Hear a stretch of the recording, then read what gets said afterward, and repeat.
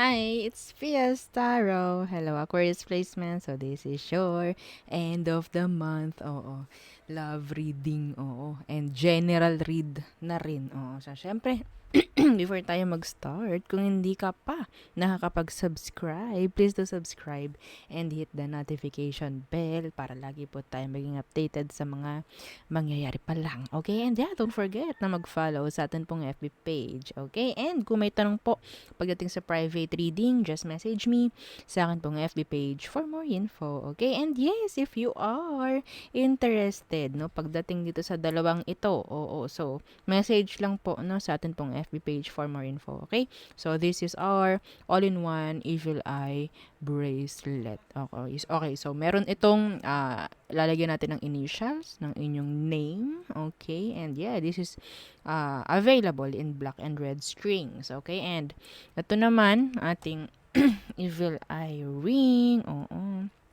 This is adjustable. Okay? So, yeah. Okay. So, let's start. Aquarius placements. Okay. In general muna tayo and then tsaka tayo pupunta sa love situations nyo. Okay? So, ano bang meron pagdating sa inyo in general? Aqua. Okay. Anong meron? Aquarius. The Ace of Wands in reverse. So, may chance na magkaroon ng delays. Okay? Some of you, delays pagdating sa travel. Okay? Yeah. Six of Wands in reverse. Oh, okay. So, andito yung energy na parang may mga, dito is may fire sign. Okay? This is specific. May fire sign dito na talagang hihilahin ka pababa para hindi ka umusad. Okay? May mga taong nakapalibot sa'yo, Aqua, na talagang hindi nila hahayaang umusad ka. Yes. Okay? So, kung may mga plano ka, avoid mo muna na ipagsabi. Oo. Mas maganda na itago mo muna. Mas maganda na ikaw na lang muna ang nakakaalam. As simple as okay, as simple as like meron kang surprise, okay, pero meron isang magsasalita about doon. So, wala na, sira na yung surprise. Okay, mga ganyan. So, next, ano pa? Ano pa for Aqua? In general.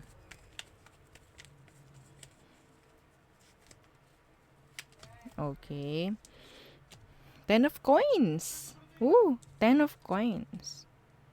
Okay, and the page of coins in reverse. So, may energy pagdating sa kaperahan. Okay? Pero, nakikita ko dito, nandyan nga yung pera pero parang walang chance na mag-grow. Yes. Yeah. So, siguro about plannings. No? Planning. Ang nakikita ko rito, ayusin ang pamemera, mga Aquarius. Nandyan yung pera, may parating, pero mas maganda kung magagamit sa tama. Okay? Kung gusto nyo mapalago, may chance namang mapalago. Pero, syempre, nandun pa rin tayo sa didepend tayo, no? Sa kung anong merong plano, sa kung anong patakbo ang gagawin mo pagdating sa iyong kaperahan. Okay? Yung iba rito, nakakita ko dito ng pregnancy. Pregnancy. Parang may energy ng may nagtatago. Okay? Meron ditong surprise. Tulad ng kanina sinabi ko, may surprise. Like, an announcement. Okay? May announcement ako nakikita para sa inyo. Aqua. Pwedeng ikaw may i-announce. Like that. Okay? So, there. So, yeah. Tayo tumungo sa iyong love situation. Okay, Aqua. Anong meron pagdating sa sitwasyon mo? Okay. So, who is the person on your mind, Aquarius? Okay, who is the person on Aquarius' mind? Anong meron? The King of Swords in reverse. Pwedeng tinalikuran mo na tong taong to. Yeah, the Emperor. Oh. Okay, so, ang taong to is napaka-manipulator. Ito yung taong kahit mali siya, siya yung masusunod. Siya yung tama. Okay? Yeah. Ayoko ng energy niya. Nakakainis. Oo, nakakainis yung ganitong energy. Okay, lahat, parang siya yung masusunod. Lahat ng sasabihin niya, dapat gagawin mo, susundin mo. And some of you talagang inalisan mo na to or tinalikuran mo na. Or gustong mo nang talikuran itong taong to. Dahil sobrang, alam niyo yun, like, hawak ka sa leeg. Parang ganan. Okay? So, ano ba ang magiging sitwasyon nyo ng taong to hanggang matapos ang December? Ang 2023. Ano ang magiging sitwasyon nyo na itong taong to, Aqua? The Three of Wands and the Page of Wands. Andun pa rin yung pagsasama. Nandun pa rin. Yes.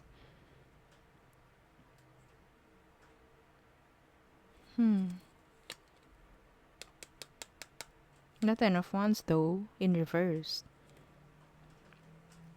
Umaasa na magkakaroon ng magandang pag-usbong itong samahan nyo na to, like pagkakaintindihan, like that, pagkakaintindihan, Days of Swords, pero andito yung ano like, yeah, see, the Ten of Wands in reverse and the Ace of Pentacles in reverse, this is not nice, this is not good energy, no? Parang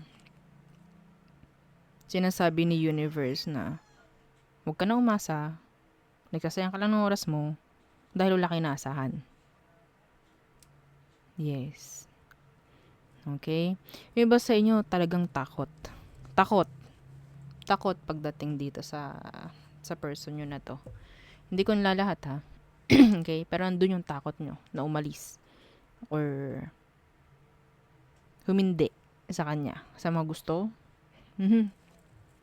Okay? If you're a controller,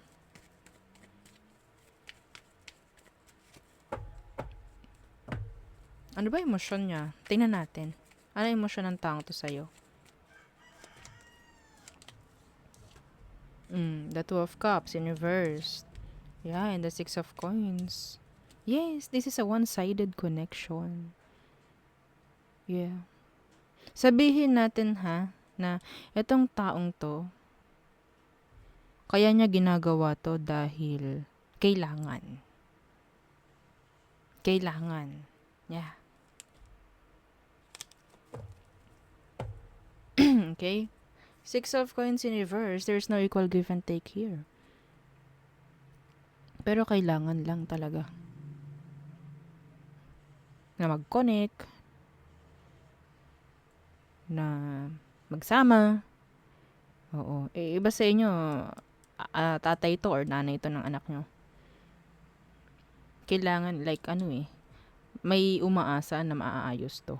Like that. Pero, actually, wala nang magandang connection na nangyayari sa ngayon. Wala nang fairness dito, mga Aqua. Okay?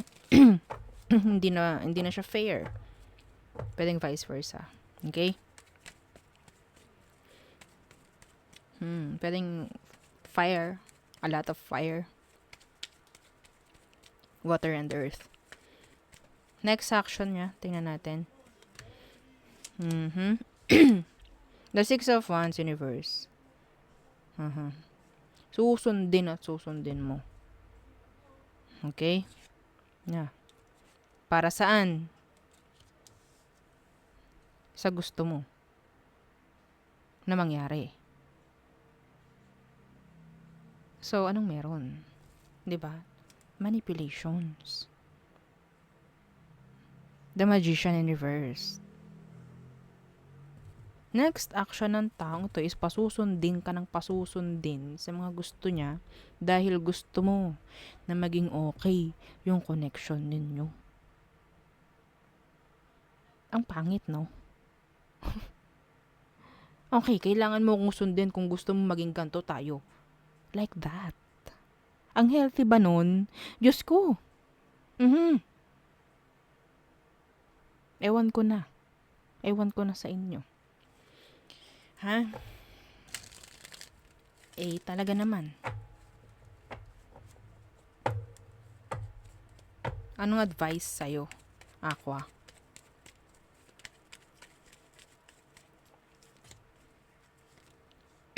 Sana hindi to 8 of Swords. Kasi kung 8 of Swords, alam ko na.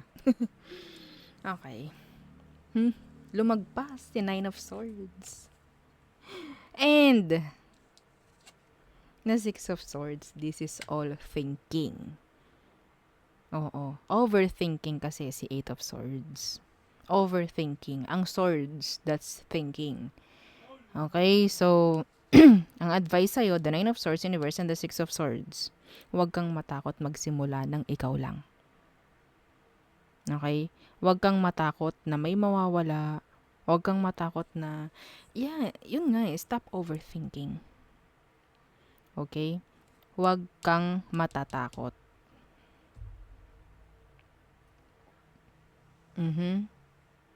Kung wala man itong taong to, yes. Ang daming swords. Ang dami. I think matagal mo na rin naman tong pinag-iisipan. Meron lang tagang humahad lang dito. Okay, nabubulagan ka lang. Ayun yung 8 of Swords. Nabubulagan ka lang sa sitwasyon. Nabubulagan sa mga, sa mga pangako. Sa mga sinasabi ng taong to. Which is, yun pa rin ang ginagawa niya hanggang ngayon. Gagawin mo to para itong ibigay ko sa'yo. Like that. Mayroon bang ganun? Healthy ba yung ganun? May kailangan kang gawin para lang gawin niya yung gusto mo?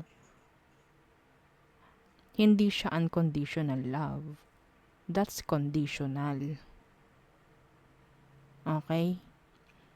Ang love, hindi yan hinihingi. Hindi yan alam niyo yun.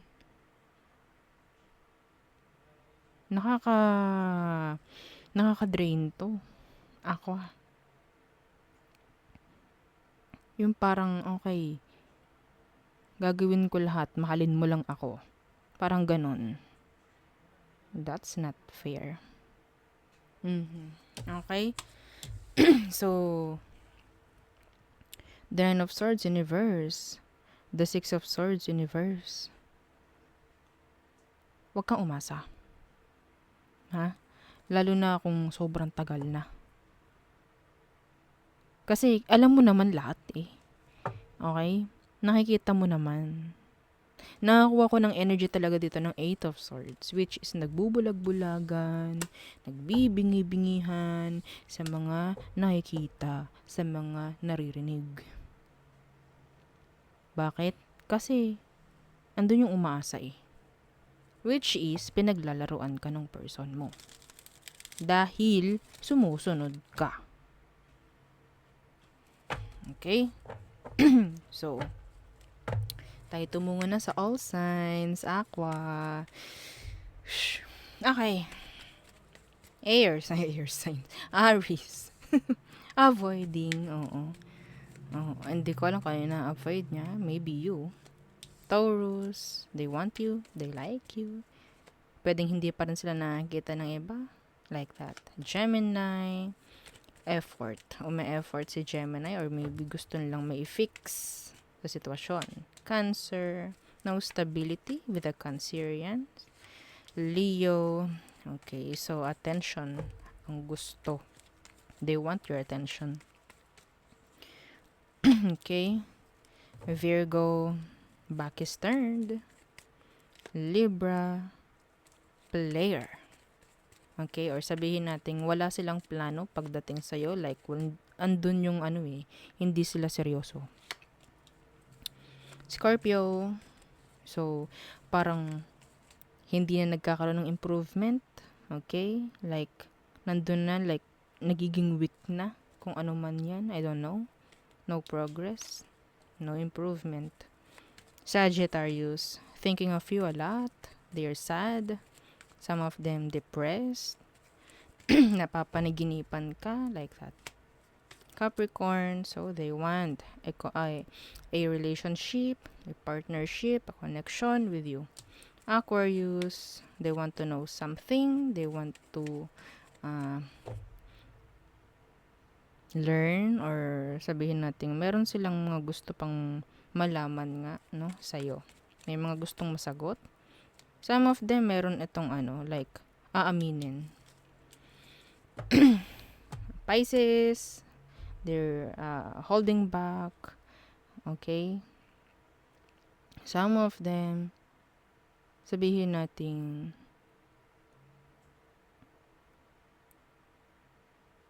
gusto nilang gumawa. Gusto nilang umeffort pagdating sa'yo, Aqua. Pero, hindi ganoon ka-solid.